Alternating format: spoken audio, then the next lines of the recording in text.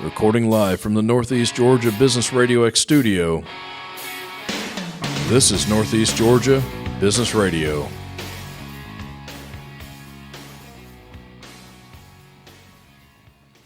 Welcome back, folks. Welcome back to another exciting edition of Northeast Georgia Business Radio. I'm your host, Tom Sheldon, and yes, we're coming to you live from the beautiful Empower College and Career Center of Jackson County. I have with me yet another great guest. This one is all about marketing, something I think all of us business owners need. Miss Jocelyn Wykoff. Jocelyn, how are you? I'm doing well. How are you? I'm well. And I'm building the suspense. Whatever I'm building. Yeah, you're building something. The name of your company, Kiss It Jane. I love it. That is unique. It is. So Jocelyn, I can't talk all of a sudden. I'm excited about the name. That's what it is. Tell me, it's marketing. It's marketing. But tell me, how in the world did you come across a company? I'm going to name it Kiss It Jane. Well, funny story. I wasn't going to name it Kiss It Jane. Okay. However, I was actually sitting in the Classic Center watching Anastasia and had a good friend with me, Jenny Givens. Partner in crime? Yeah. Okay. Definitely partner in crime. And we were talking about just shooting ideas around. And I was like, hey, I think I know what I'm going to name this company. And she says, what? And I was like, I think I'm going to name it Jane because you can be a plain Jane. You can be like Tarzan and Jane. Right. Like you can be any kind of Jane you want to be. And she looked at me and says, can I give you feedback? And I was like, oh gosh. I was like, yes. Here it comes. And she said, if that were me, I would tell Jane to kiss it. And I was like, you know what? That's it. Kiss it, Jane. Because no one wants to be normal in your business. You want to be unique. And so we're going to tell Jane to kiss it. You've pulled it off by uniqueness. I cannot talk all of a sudden. What happened? I don't know. 10 minutes ago, we were doing just fine. You have pulled off the uniqueness. With the name? Yes. I mean, I feel like I have. It stands out. I had to do a quick check on Google to make sure nothing bad was going to come up. Probably good so you did that. I did that, but I wanted it to be unique because I wanted it to be a conversation starter, and I wanted to be something that I could tell the story about. There was a story behind the name and reasonings behind the name, and it wasn't just like, oh yeah, I'm going to name it My Name Creative. You know, there was a lot of thought that went into it. Sounds like it. And a really good time probably in the process. Absolutely. Absolutely. If you've never seen Anastasia at the Classic Center, it was amazing. I must say I have not. I cannot claim to. Yes. Now, you've been in the marketing world for a little while. Just a little while. Not? Well, I mean, a little while. You don't have to date you or I both. You don't have I'm to not do trying that. to date myself, but just a little bit. Yes. A few years. Enough to really know what you're doing. Yes. Experience, that's all we need. Yes. So how did you start your own company? Well, it kind of just happened, Ooh, honestly. That's kind of the best kind. Yeah. There was just unexpected opportunity, and I had some time. All of a sudden, I had a company. Then all of a sudden, I had clients before I even had a website. So Nice. That's impressive. No, that is impressive. I mean, so it really just caught me a little off guard because I wasn't expecting for it to flourish the way it did. But I knew there was a need. I've known for years there was a need for small business owners, especially those that didn't have a marketing team internally. And I knew there was a need that they needed marketing support and they needed access to it that wasn't going to financially limit them. Right. With that, that's why Kiss It Jane was made, so that people could have access to good marketing support that is going to move the dial without having to pay an arm and a leg and maybe some toes for it. When you say marketing support, explain that a little. Yeah. What you're providing. Yeah. That's a catchphrase. That could easily be glossed over. Oh, marketing support. Right. But there's a lot more to it. There's a lot to marketing. In general. In general. Yes, ma'am. But I like to start at the foundation So that includes the whys. What kind of goals do you have for your business? And then what are we going to do to connect the dots back to those goals? Okay. So that's a strategy, that's a plan. That's looking, if you've been in business for a minute, that's doing an audit. Are you doing things in a way that's going to directly affect your goals? An audit, what their current market plan is. Well, their market plan, Where their their money is going? website, where their budget, Okay. all of the above. So you tear into all of that. I do. I get down to the foundation because a lot of times if there's a crack in the foundation, it's going to show as you build, and you won't be able to build for growth if there's a crack in that foundation. So what's the ideal client? A business that's been in business for 10 years, 10 days, 10 months? All of the above, really. Really? Yes. Nice. You can adapt your system to Yes. anything. Yes. Probably almost anything. Yes. So even if you've been in business for 10 plus years, most people do not pull out that marketing strategy and look at it on a week-to-week basis. Gotcha. Just like you don't pull out your business plan. A lot of times you write it, you put it on the shelf, or now we keep it in our computers. Mm-hmm. And we really don't evaluate it and adapt to it as we move through our business. So if you're just now starting or you've been in the business 10 plus years, it would be beneficial to pull out that business plan to see if it still applies, if you need to adapt, and are you actually meeting the goals that you've set out for yourself to meet. Gotcha. And these things matter not just from a growth standpoint, but if you want to go get funding, Right. these are things you have to show. Sure. And so it's not only beneficial internally for your company for growth, infrastructure, but it's also, beneficial for capital. And a lot of small businesses do need that extra capital. Right. From time to time to at least tread water, stay above Yes. water. No, I'm with you on that. Yes. So when you dive into these companies, you say you take it down to the foundation. Do you ever meet resistance with your clients? Well, we've done it this way for 10 years, and we're not doing this. Well, I might do some of that, but not that. I'm not doing that. You see what I'm saying? Yeah. Do you ever meet that resistance? Yeah. That can be as much of a mental game as anything with a client. Well, How do you survive that? it's not necessarily my way or their way. Right. It's looking at which way is most beneficial for the company. Gotcha. And that's what you have to take into effect. It's not just, okay, I just need you to do it my way, and this is going to be the best way, because there's several different options or opportunities that you can look at to move the dial. So it's breaking it down. Okay, if this is your goal, what are the objectives to get to that goal? Now, this is what you've been doing. Are you getting to that goal by doing the things that you've set forth? And if you're not, why not?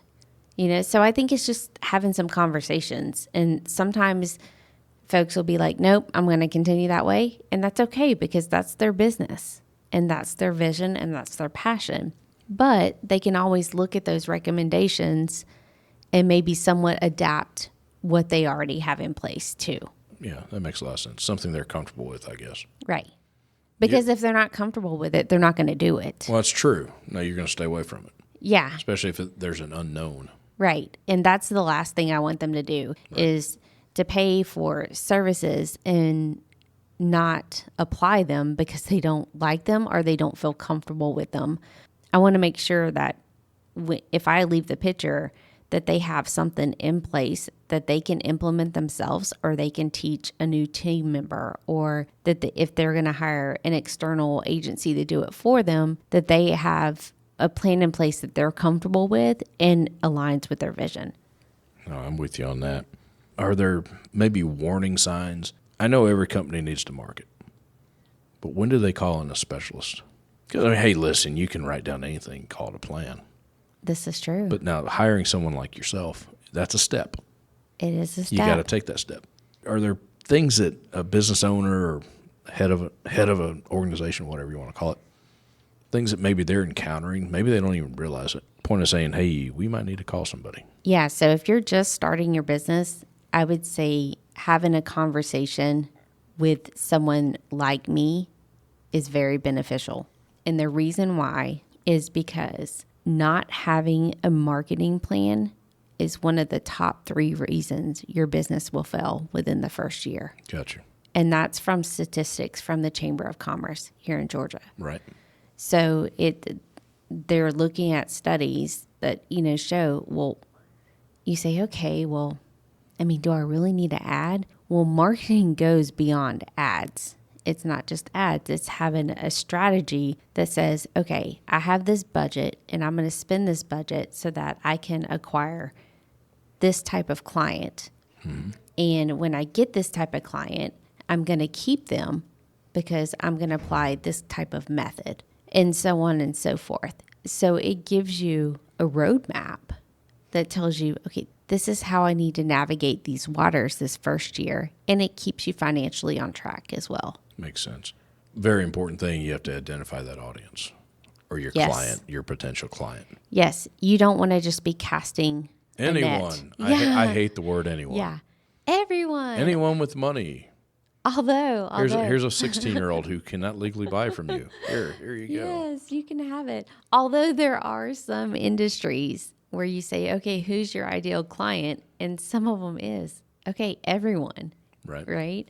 I was in a business that was, anyone who had bones or a muscular system, like you are my client, That's a lot of people.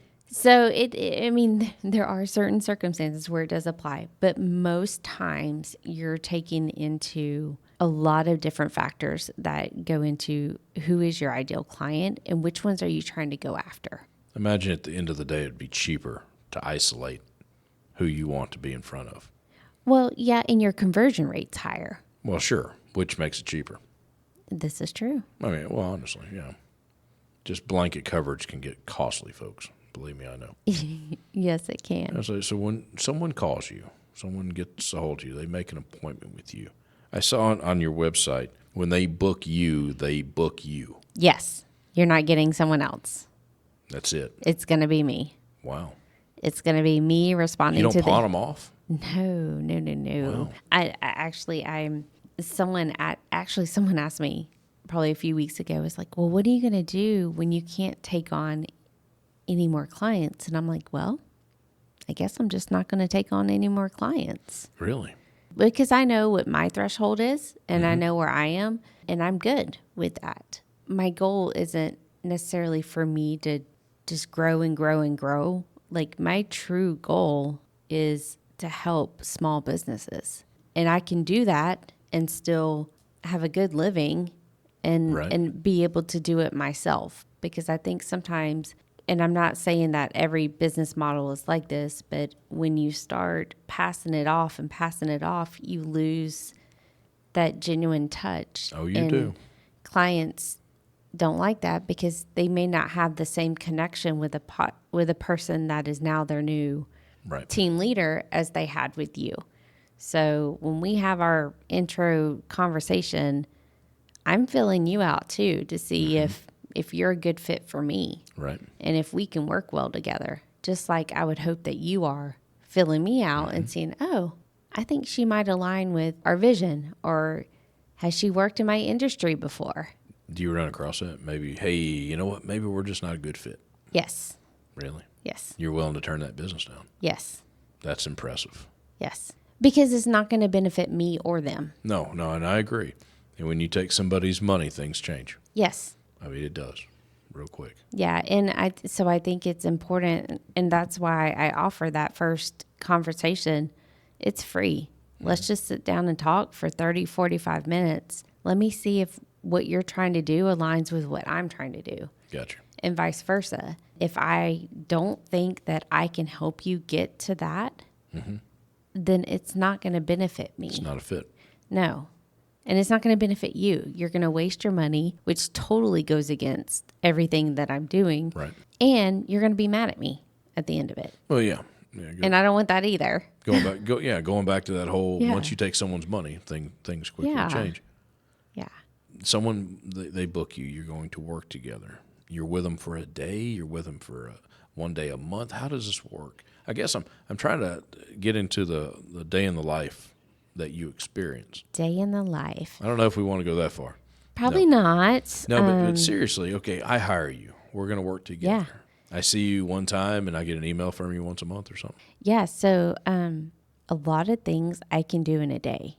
Really? I can knock it out because of my business model. I have it structured to where I'm completely focused on you. You must be. For that 10 hours. And I can knock out a lot of things. Now, there are some projects that I've done, like websites, that take a little bit longer, but most of the time we can have it wrapped up within 30 days. Now, there are clients who stay on a retainer, which is a lot. We tend to check in like once a week, and we just email and communicate back and forth by email or text message or whatever. And we have our ongoing list of things that we're taking care of. You're going to tear it down and try to build it back up in one day. Oh, absolutely. Really? Yeah. You're that efficient. Yes. You have to be. Yes. I have questionnaires that I won't start a project until that questionnaire is complete. Okay. Because that's going to give me all the information I need to hit go. I was about to ask you, what kind of research do you do on somebody? A lot. You must. Yes. Beforehand. Yeah. So beforehand, like I set up our work day, but before that, I'm researching a lot of things and I'm doing a lot of back end stuff to make sure that I'm set up and prepared for that day so I can hit go and move through that day with minimum amount of questions. Back to efficiency. I'm a big fan of efficiency. So that's very cool. It works well. If you do it right, it does. It does. But again, I say, okay, it's done in a day, right? Yeah. But it doesn't stop there either. I stand behind what I do. Mm-hmm. And I know that there's going to be questions. Any good business owner is going to have questions beyond that day. I would think, especially if they're changing some things, maybe getting out of their comfort zone a little bit. The unknowns. So I extend it to beyond that day. You have me 30 days to email me, to text me, anything that we covered within that day. Gotcha.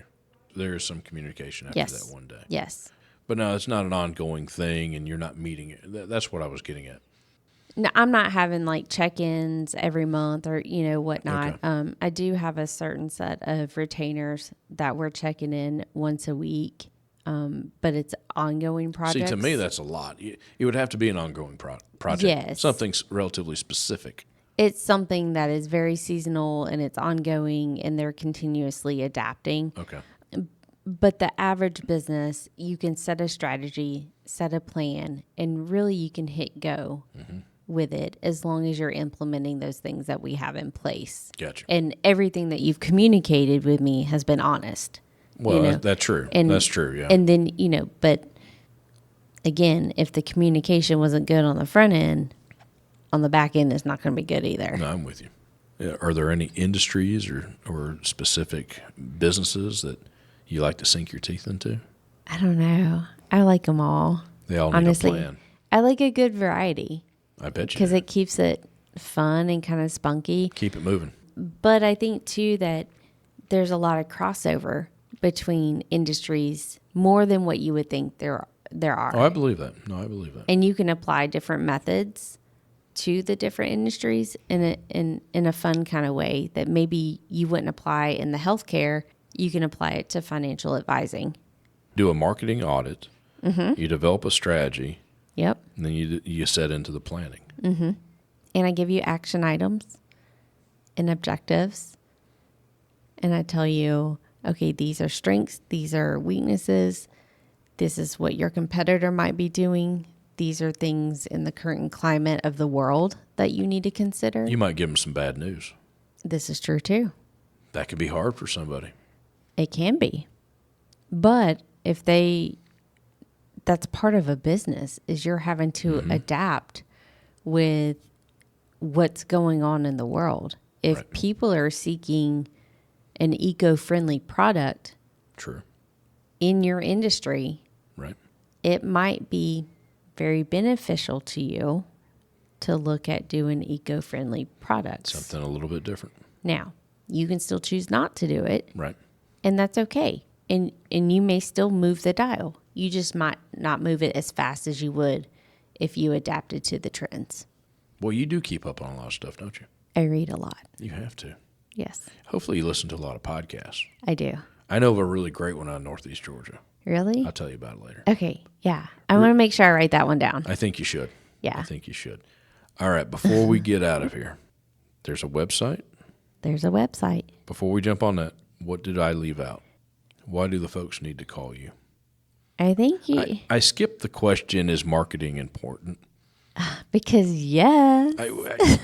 To me, that's a given. It I probably shouldn't say that's a given for everybody. You know what? But people, they see it as an extra cost. And it is. And it is an extra cost. It is. But there's also sweat equity. That's right. You know? That's right. I go to, say, a fall festival, because we are in the land of festivals, right? We're approaching it very quickly. There's a festival for everything, and even things that don't exist. There's a festival, right? I will go to a festival, and I will hand business cards out. Yes. Especially if you've got vendors, business card, or business people with tables and stuff. Hey, come on my show. It's a great icebreaker, right? Right. Drives my wife mad because she wants to go look at this over here, and I'm still talking. She just wants to enjoy the festival. Right, and I'm working. Yes. You know, but hey, that's what I do, right? Yes. That's what I've got to do. It is an added expense, but that's right. But having said that, you can't just throw it away. Correct. Don't just throw it away. Dump it into a hole. Well, I spent money. Yeah. It's got to work for you. Don't just throw it away, and don't try to DIY it yourself.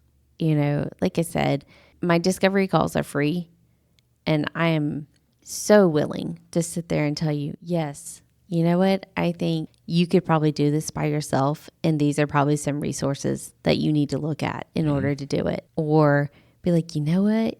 You might need a little bit of help to get you jump started, right? And then you can do it. I think having a trusted partner that knows not just going to take your money, right? Like that's not what it's about for me. It's generally about helping small businesses make it. Well, someone needs someone like yourself, or they need you, because you're not emotional about it. No. You're not too close. You'll give them the bad news. Yes. And I tell you, as a business owner my whole life, I've been on that side of it literally my whole life, pride can really beat you up. Yes. You kind of eliminate that. Well, it's hard. Oh, it's very hard. Especially when you come behind someone. I can imagine. It's very difficult to say, you know what? The stuff they may have been giving you probably isn't the most beneficial thing, but these are the things you really need to concentrate on and look at. Right. Work towards strengths. Try to stay away from weaknesses. Yes. I'm with you on that. Yeah. I'm going to give you last word. Why do the folks need to call you? I'm going to be quiet before we give the website out.